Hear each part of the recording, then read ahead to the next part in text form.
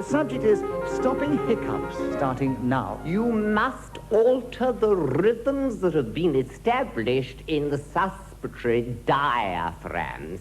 Inhale deeply and then recite. The old order changes, the replaced new, and God wills himself in many ways, and one good custom should corrupt the world. Comfort thyself, what comfort is in me? I have lived my life, and that which I have done may he with himself may feel, but thou, Peter Jones, the challenge. you'd be better off with the hiccups.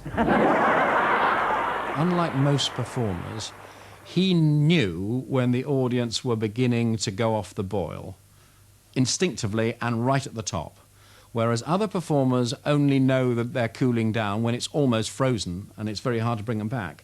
Ken knew very quickly, almost like a producer, although he was in it, when they were going off the boil. And at that point, he would look up to the box to me, and I would simply raise my hands to him, and then Kenneth would go. Come all the way from Great Portland Street. I'm not going to be made a fool of by that great jerk.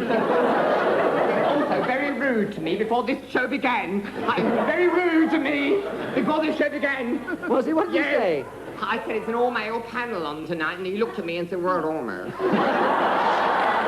It was a bit like an internet. You know, he could instantly access so much information. Because he was also extremely well read, he can just pull in all kinds of genres and styles and books and stories and this and that and the other and expressions and unusual adverbs he's picked up and all the rest of it, and it just goes whoom. When I was in Rangoon and saw it, I was amazed at the spectacle that the roof presented. It was entirely gold leaf covering it, and they told me that during the occupation by the Japanese, it had been subjected to all kinds of appalling ravages, such as would be unbelievable to ordinary civilized people. However, all this was restored by the time we saw it, and as the train moved away from the station and we had this last glimpse of the Shwedagon Pagoda, one of the men turned to me in my party and said, "Ah, the Shwedagon, I wish Shwedagon," which was a rather rotten pun, but nevertheless he did say it. That's what it means. Kenneth once introduced me to a phrase of Cyril Connolly's about exhausting yourself by spinning words into the air. And Kenneth was one of those people who could set the party on a roar. He was the most brilliant conversationalist. If you get somebody like, for instance, Coral Brown. A very good friend. Yes. I love her, I yes. like Coral. She was taken on the set of Oedipus Rex, you know, the Peter Brook production, and the set predominantly was a huge phallus. It was 19 foot high and gold. And they said, "What do you think of the set?" And she said, "Well, it's no one I know." I know that often the following morning, after he'd really had a wonderful night where everyone had loved him and he'd been fantastic, outrageous, the morning would come and he'd feel so fed up that all he'd done the day before was waste his energy, waste all that talent and gift on telling a few stories, putting a good tag across. That's all. That's all he felt he was towards the end, and that infuriated him. The essence of all true communication is a lack of inhibition, isn't it? That's the essence of it. If you're going to throw a party and everyone's going to get together, you've got to have what they call an icebreaker. Then people say, have a few drinks and a chat and all that, but I don't need it. You know, I've got it anyway. And I think that if you have a natural fluency, and I always have had, then, you know, you go up to people and chat. I always go straight up to people and chat. If I can't think of a line to say, I just say something from a popular song. You know, I say things like, I like New York in June. How about you? He was a strange combination of control and being out of control. This is what makes the mania all the more like a blowtorch or like a laser, because it's coming from this locked-in, literally tight-assed person. You know, the mouth's tight, the ass is tight, everything's tight, you know, and it's all locked up. It's like a little petrified sort of shop assistant from Hepworth. How do you rate yourself as a lover? Oh, I don't do it. I'm not. I know I'm asexual. I should have been a monk. I should have been a monk. No, I'm only interested in myself, and I would regard any kind of relationship as deeply intrusive. I mean, I regard privacy as the most important thing in my life, and anything which invaded that would be a threat. So consequently, I live a life of celibacy. I am not interested in the other. He was one of those people of a generation who respected people who were discreet, who didn't talk about their private lives in public. Oh, no, dear. I mean, his line was, if you said to him, you know, are you gay? He would say, mentally, yes, spiritually, yes, physically, no. I don't do anything about it.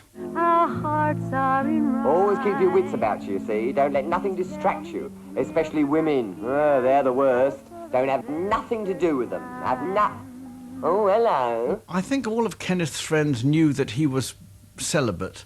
I think he gave that impression to us that relationships on a physical level weren't for him.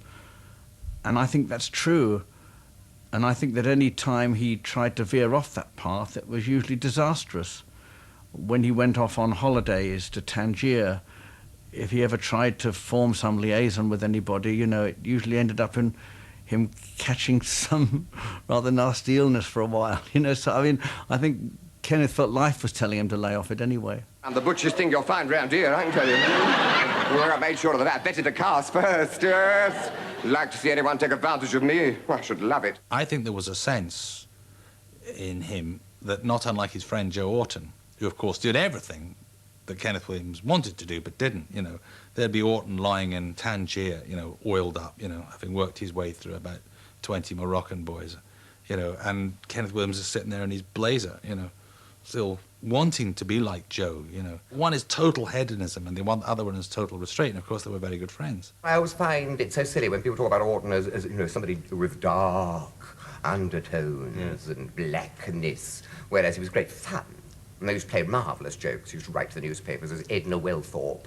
He used to write all these daft letters to the newspapers. And he wrote to the vicar of his local church and said, would you lend us the hall? As Edna Wellthorpe. I am the secretary of the Spectre Players, pretending he was the secretary of a drama group. And we wish to mount this play, which is a wonderful plea for tolerance in homosexuality. It's called Nelson Was a Nance. We'd love to have the church hall. We were sure that your attitude with the church would be very tolerant, and you would lend us the church hall for nothing, for our production. He got a reply from the vicar saying, no, on the contrary, we're not leaving the hall for that purpose, and I think lampooning a national hero is appalling. I thought sending out Nelson was dreadful, you see. So he wrote again. There's Mrs. Wellthorpe saying Edna's died. Doubtless you've read of her demise in the local paper.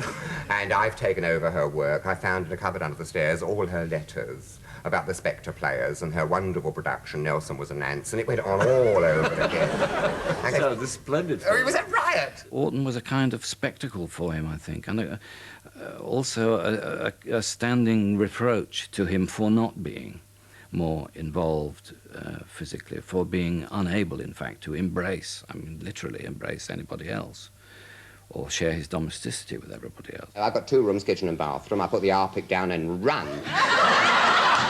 Well, the smell is atrocious, isn't it? It's appalling.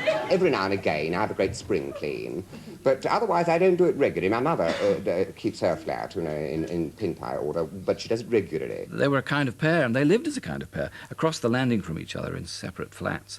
But she had the TV. Kenneth never owned one, so he would go across in the evening and watch TV at her place. And for all the world, like some ancient couple, they became. Particularly as he became ill, and she became a little bit infirm too. So they almost became like a dreadful parody of man and wife.